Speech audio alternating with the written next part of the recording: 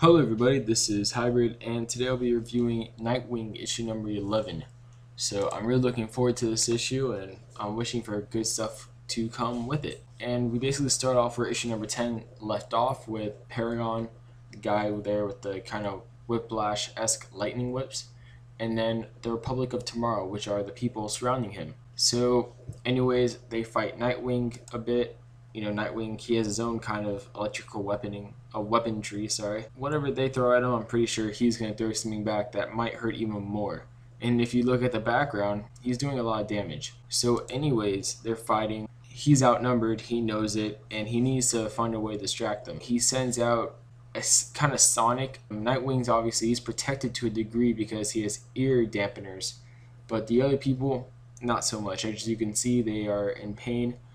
So Paragon, he uses his lightning whip and destroys the clock basically that Nightwing attached the kind of sonic weapon to. So Nightwing kind of bungees down there, throws a few kind of bombs on it, and makes it explode so it turns into tinier pieces, as to it not really hurting people down below, being a hero and all. So then he goes back up, no one else is there. It's kind of weird. So he goes to the Gotham City Police Department because, honestly, right now it looks as if Detective Nye really wants to frame Nightwing. He seems to have some personal vendetta against costume heroes in Gotham. Anyways, though, Nightwing has a conversation with them, but during the meantime of them talking, he kind of scans his cell phone. But then we go to Paragon, and they're basically saying how, Nightwing beat them to a pulp, and they don't understand like why they're still doing this and whatnot. But then Paragon reminds them, we're doing this because of Batman. People call Paragon out on the fact that he knocked half a building into the streets and almost killed a bunch of innocent people, which then Paragon replies that basically everybody's weak now. All the people around them at least are weak. So he kills all of them, which, is always productive nowadays for a supervillain. And we go to the next morning in Dick Grayson's apartment. You have Sonia. If you don't know who she is, she's the daughter of the man who killed Nightwing's parents. Nightwing answers the door, and they have a conversation basically about Dick's proposition to bring back Amusement Mile, essentially. And if you don't know what that is, that's kind of Gotham's big theme park. And it doesn't go well. The bank voted no for him. And Dick Grayson assumes that Sonia she had a part into it. So he kind of gets a little bit upset at her and says a few things that he kind of regrets. And so she leaves, and I'm just calling it now. I bet they're going to get into a relationship later on in the series. So we go to the Batcave later on.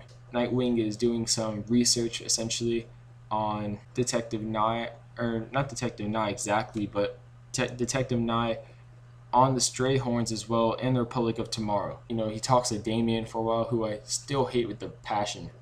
And basically Damian talks about the fact that he still plans on kicking his butt somehow, which is never going to happen in a fight unless Damian cheats to the max against Dick Grayson. Then we go back to Commissioner Gordon and Detective Nye and also the Deputy Mayor. They're all talking about getting him off of the Nightwing case because he seems too involved into it. They're wondering why he cares so much, and he says, because we were in love. Alright, so when I first read that because we were in love, I was like, well, I'm pretty sure Nightwing is not gay.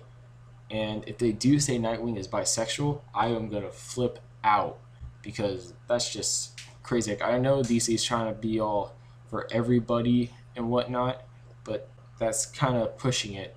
So it turns out, I guess he was in love with a cop who was killed by Reiko in the first Nightwing issue.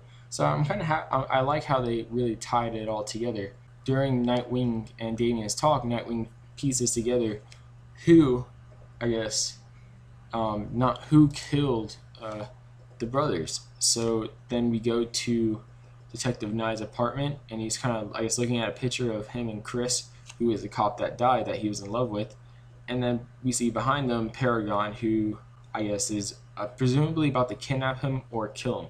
Overall, I really did like the issue, and I guess I'll talk about that now.